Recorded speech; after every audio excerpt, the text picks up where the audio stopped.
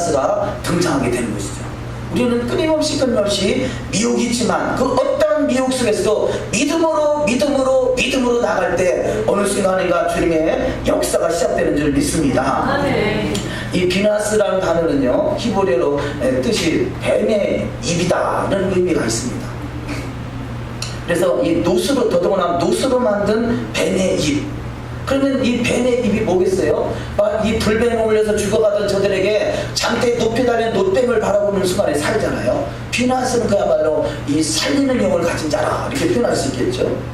비나스는 노스는 심판을 바라는데 결국 심판 속에서 주님을 바라보는 자는 사는 역사가 다 있을 줄 믿습니다. 그래서 우리는 끊임없이 좌로나 우로나 치우치지 않냐고 주님을 바라보고 나게 되는 것이죠. 하나님의 질투하심으로 질투했던 비나스가 이 그 영원한 제사장이 됐다라면, 이 질투라는 단어가 카나라는 단어입니다. 이 카나의 의미를 대략 몇 가지 기록했습니다만, 카나, 부끄러워하다, 질투하다, 특별한 결혼 관계에 나타나는 말로서 여호와 하나님을 이스라엘의 남편으로 바라볼 때 카나라는 그 의미가 새겨질 수 있습니다. 하나님은 질투하는 하나님이신 것, 이 비나스는 하나님의 질투를 가진 충성스러운 아내의 모습이라는 거죠. 이스라엘이 반복적으로 다윗을 가까이 할 때 나타나는 하나님의 분노의 형태, 또 카나는 새들의 보금자리라는 뜻을 가지고 있는데 이것은 곧 성전을 말한다는 거죠. 성전. 또 이스라엘은 비둘기로 비교하는데 바로 이 카나의 비둘기를 비교할 때 성령의 역사를 말한다 할 수 있겠습니다. 자, 이 카나라는 단어, 카나랑 같은 이 음을 가지고 있는 단어가 우리가 잘 아는 가나의 혼인잔치입니다. 이 가나의 혼인잔치의 그 단어가 카나라는 단어예요. 물론 여기서 이제 카나라는 단어, 그 본문의 질투라는 단어는 카나가 이 코프와 눈과 알렙인데요. 그 가나의 혼인잔치 가나에는 코프와 눈과 헤이가 들어있습니다. 그래서 앞에 있는 단어는 두 가지 같은 단어죠. 그래서 캔이라는 단어인데 둥지, 거처, 보금자리, 부러워하다, 시기하다라는 단어를 가지고 있습니다. 자, 이렇게 바로 이 카나가 어디냐? 둥지, 하나님의 둥지, 하나님의 거처, 하나님의 보금자리, 이것이 바로 메시아 왕국인 것이죠. 자, 누가 하나님의 메시아 왕국까지 들어갈 수 있느냐? 바로 하나님의 보금자리, 질투하는 자, 하나님의 질투를 질투하는 자. 그래서 이 가나의 혼인잔치는 바로 이 하나님의 질투를 가진 자가 주님의 신부고 주님과 함께 메시아 왕국에 입성할 수 있는 것을 바로 그림으로 그려내고 있다고 할 수 있겠습니다.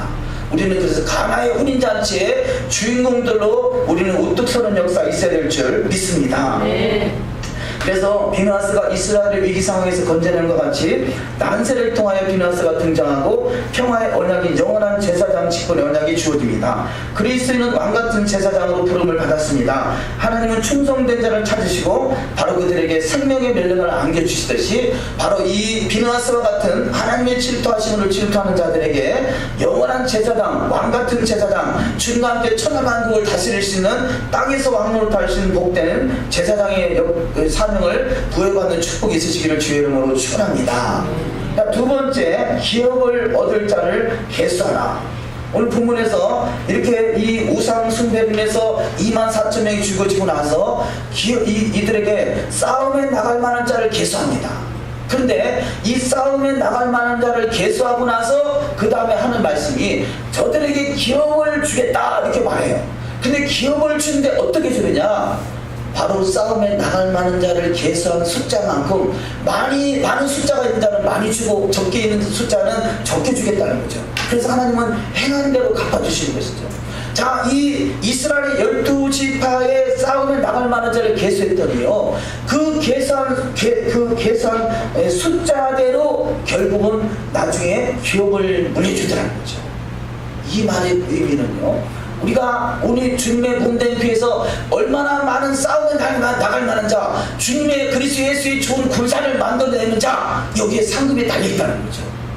할렐루야. 아멘. 우리는 주님의 그리스도 예수의 좋은 군사로 세워져야 되는 것입니다. 그냥 숫자만 많이 있다고 교회가 아니라 우리는 싸움에 나갈 만한 자, 주님의 군사를 가지고 이 공중권세 잡은 사단을 계속해서 물리칠 수 있는 영적 군사를 길러내는 것입니다. 그 영적 군사의 숫자만큼 하나님이 땅을 기업으로 물려주신다는 것이에요. 그래서 우리는 더욱더 싸움에 나갈 만한 자를 우리가 세워나가는 축복이 있어야 될 줄 믿습니다. 우리가 일요일에서 토요일까지 넘어오는 것도 열심히 특심이 있다면요, 그냥 넘어온 것으로 만족하는 것이 아니라 이제는 그 말씀을 가지고 이 죄를 이기고 세상을 이기고 마귀를 이길 수 있는 영적 군사가 되어 많은 하나님 앞에 기업을 물려받을 수 있는 복된 자가 되시기를 주의 이름으로 축원합니다. 두 번째, 이스라엘이 광야 생활에서 온전히 여호와의 말씀만 따라가기까지는 여러 가지 시험과 연단과 과정이 필요했습니다. 여호와의 말씀에 온전해지지 않으면 광야교에서 도태할 수 있습니다. 자, 이렇게 싸움에 나갈 만한 자를 계수하는 이 사건, 발람과 발락의 사건을 지나서 비나스의 사건을 넘어가고 나서는요, 이 이스라엘 남은 자들이 두 번 다시는 불평을 원망하지 않더라는 거죠. 왜? 이들이 40년 동안 연단받아서 싸움에 나갈 만한 자가 됐으니까 이제는 더 이상 세상 것에 연연하지 않다는 거죠. 왜 그동안에 불평하고 원망하겠어요? 육신 때문에 그러거든요. 뭔가 그 욕심을 채우려고 채워지지 않는 거예요. 세상 욕심은요, 채워도 채워지지 않는 것이에요. 그런데 주님의 말씀으로 채워지면 세상 것에 마음 두지 않고 전심으로 주님을 향해서 달려가는 축복이 있을 줄 믿습니다. 자, 이들이 싸움에 나갈 만한 자를 세워지기까지는 40년이라는 세월이 걸리더라는 거죠. 그런데 40년의 세월이 걸리기 전까지 이들이 결국은 이 주의 종을 대적하고 여러 가지 회음하고 우상 숭배하고 이런 일들은 결국 무엇을 말하느냐? 우리가 아직까지 주님의 군사가 세워지지 않았다는 증거인 거죠. 우리 가운데 음행이 있으니까 아직 군사가 부족한 것입니다. 우리 가운데 불평, 원망이 있으니까 아직까지 주님의 군사로 세워지는 미흡하다는 것입니다. 주님의 군사는 손에 쟁기를 잡고 뒤로 돌아보지 아니하는 자죠. 자루랑으로 치우치지 아니하는 자입니다. 말씀 옆에 생명을 거는 자입니다. 오늘 아침에도 분명히 제가 그 사도행전 7장 38절을 보여주면서요, 못 알아듣길래 세 번을 목사회가 올리면서 여기 지금 시내산에 있는 광야 그 시절을 교회라고 말하고 있지 않느냐, 사도행전 2장의 교회가 시작이 아니라 이미 시내산에 교회가 있었지 않느냐, 여기 말씀이 있지 않느냐, 말씀을 믿어야 되지 않느냐. 그런데 여전히 그래도 사도행전 2장이 교회 시작이라는 거예요. 저보다 성경 공부 좀 하세요. 아니, 성경 공부도 좋지만 말씀을 믿어야 되지 않느냐. 말씀을 믿지 않는 사람은 나는 더 이상 대화하고 싶지 않다 그러잖아요. 말씀이 뻔히 기록되는데도 말씀을 믿지 않아요. 미혹이 그렇게 무서운 거예요. 미혹이 무서운 거예요. 저는 기독교인이 아니라는 거예요. 나는 기독교인이고 유대교인이고 그걸 원하지 않는다. 하나님이 기뻐하시는 하나님의 말씀대로 이루어지는 교회가 되기를 원하는 것이지, 기독교도 유대교도 선호하는 사람이 아니다. 그래도 여전히 기독교인이 아니다. 그리고 따라다니는 것을 말하는 거예요. 그거 중요한 거 아니라는데. 왜냐? 말씀이 미혹되면요, 마귀에게 미혹되면 말씀이 안 보이는 거예요. 뻔히 보고도 안 보이는 거예요. 자, 그걸 몰라서 안 보이는 게 아니라요, 우리가 이 수많은 시간 동안 성경을 안 봤으니까, 그런데 토라가 왜 안 열려졌습니까? 뻔히 보고 있어도 안 보이는 거예요. 왜냐? 미혹되면 성경이 안 보입니다. 그래서 우리가 토라를 알고 나서, 토라뿐이 아니라 그렇잖아요. 성경을 한 번 볼 때 다르고 두 번 볼 때 다르고 세 번 볼 때 다르다 그러잖아요. 왜냐? 그때마다 하나님이 새롭게 열어주는 분이 있기 때문에 그렇죠. 토라를 열고 구약을 보니까 너무 재밌는 거예요. 과거에는 그냥 나 무슨 상관이 있다고 이걸 꼭 봐야 되나? 성경이니까 보긴 보지만 별로 그냥 나하고 상관이 없으니까 그냥 대충 넘어가요. 읽긴 읽어야 되겠는데, 내가 몇 독을 해야 되겠는데 해서 읽긴 읽지만 나하고 상관이 없다고 생각하는 순간부터 안 보이는 것이죠. 그런데 그것이 지금 나에게 주는 말씀, 내가 이스라엘이고 성경은 이스라엘에게 주어진 것이고 그렇다면 나에게 주어진 말씀이다라고 믿어지는 순간부터 그 말씀이 한 절 한 절이 나에게 막 이 신령과 골수 안에 들어오는 거죠. 이것이 하나님의 은혜인 것입니다. 근데 이 은혜가 없으면 도대체 봐도 보이지 않는 것입니다. 그래서 하나님은 오죽 답답하면 예수께서 들을 귀 있는 자는 들을지어다. 아니, 귀 없어서 듣지 못하는 사람이 어디 있어요? 다 듣지만 그것이 아니라 영의 말씀으로 다가오는 것이죠. 진리의 말씀. 그래서 신앙생활에 가장 중요한 것은요, 하나님이 하나님의 지혜와 계시형을 임하셔서 하나님이 알아지고 먹으시고 깨달아지는 거죠. 저 어제 저녁에 에랍샤바스 하면서요, 너무 귀한 간증을 들었어요. 우리 함께 하시는 우리 김관식 목사님이 그러더라고요. 내가 말씀을 보긴 봐야 되는데 도대체 보면 졸리고 안 들어오고 답답하더래요. 그래서 막 사모는 하는데 답답해서 막 하나님께 애절하게 기도하고 어느 순간에요, 말씀! 그러면서 쑥 들어오더래요. 할렐루야. 그러면서 창세기부터 계시록까지 쫙 떼주더라는 거예요. 할렐루야. 그런 은혜가 있으시기를 주의 이름으로 축원합니다. 어떻게 해야 되냐, 말씀! 그러면서 손도 이쪽에 왼손이 더 하더라고요. 오른손이 좋게 가더라고요. 말씀! 쑥! 그때부터 창세기부터 계시록까지 쫙 빼주더라고요. 할렐루야. 이 하나님 말씀은요, 계시가 있어야 보시는 것이죠. 머리가 좋고 똑똑하다고 아는 게 아니에요. 똑똑하다고 아는 게 아니에요. 물론 머리 좋고 똑똑하면 계시가 임한 상태에서 그런 은혜가 있으면 더 좋겠죠. 그러나 머리 좋고 똑똑하고 계시 없는 것보다 머리 나쁘고 부족해도 계시가 있는 게 더 축복이 됩니다. 둘 중에 하나하나는 어느 가겠어요? 우리는 하나님의 계시로 사시는 은혜가 있으시기를 주의 이름으로 축원합니다. 내가 비방, 질투, 원망, 불평, 뭔가 내 안에 세상적인 것이 아직까지 끊어지지 않고 있다면 내가 싸움에 나갈 만한 자로 계수함 받기는 아직은 부족한 것이에요. 아직은 부족한 것이에요. 그러면 바로 싸움에 나갈 만한 자에게 기업이 상속되어 있다는 이야기는 그 기업은 바로 메시아입니다. 주님과 함께 땅에서 왕노릇할 자를 말하는 것이죠. 그래서 제가 이 신종 유행어, 저는 별로 그게 신종어라고 생각은 못했는데 어떻게 하다 보니까 만들어진 단어가 있는데요, 가나안 천국, 이걸 제가 알리아를 쓰면서 많이 쓰거든요. 왜냐, 가나안은요 별로 이 일곱 족속이, 가나안 일곱 족속이 살던 땅이에요. 별로 가나안 일곱 족속은 좋은 족속들이 아닌 것이죠. 그런데 왜 가나안이 천국이냐? 가나안의 시작은 일곱 족속으로 시작됐지만요, 가나안의 완성은 천국으로 완성되는 거거든요. 그래서 가나안 천국을 바라보라는 거죠. 가나안 천국. 가나안이란 단어는요, 장사꾼이란 단어예요. 가나안의 시작이 뭘로 시작됐어요? 장사꾼으로 시작됐어요. 우리 신앙은 장사꾼이나 마찬가지였어요. 다 욕심이 가득해가지고 내가 예수 믿고 천국 가고 예수 믿고 잘되고 예수 믿고 부자 되고 다 가나안 그 장사꾼으로 가득했던 우리 인생 속에 주님이 찾아오셔가지고 예수를 장사꾼으로 사용하려고 했던 인생들이죠. 근데 그것이 하나하나 가나안의 일곱 족속이, 아말렉 족속이 몰아가고 이 다리 다 하나하나 몰아내고 이제 온전한 이스라엘을 가득 찰 때 이것이 바로 진정한 가나안 천국이 이루어진 것입니다. 우리는 가나안이요, 아직까지 내가 싸움에 나갈 만한 자를 계수함을 받을 상태로 이루지 못했다면 아직은 가나안에 머물렀지만 주님이 원하시는 것은 가나안 천국까지 이르기를 원하시는 거죠. 그래서 누가 그런 말씀 하시길래 그렇구나, 그거 참 좋은 단어네. 가나안이 천국까지 이루어졌죠. 가나안 천국, 우리는 그래서 가나안 천국이 이루어진 복된 자가 되어야 될 줄 믿습니다. 그렇다면 우리가 싸움에 나갈 만한 자를 계수하면 이럴 때까지 가야 돼요. 그러면 내가 아직까지 세상 것이 내 안에 지배하고 있다면 아직은 계성을 받기는 부족하다는 것입니다. 우리는 분명히 계성을 받아서 그 하나님의 왕국의 기업의 상속자가 되시기를 주의 이름으로 축원합니다. 세 번째 말씀, 기독교의 황금률. 그래서 기독교의 황금률이 뭐냐? 행한 대로 갚아주신다는 것이 기독교의 황금률이에요. 기독교의 황금률. 우리 마태복음 7장 12절을 읽습니다. 그러므로 무엇이든지 남에게 대접을 받고자 하는 대로 너희도 남을 대접하라. 이것이 율법이요 선지자니라. 아멘. 너가 대접을 받고자 하는 대로 남을 대접하라. 행한 대로 갚아주신다.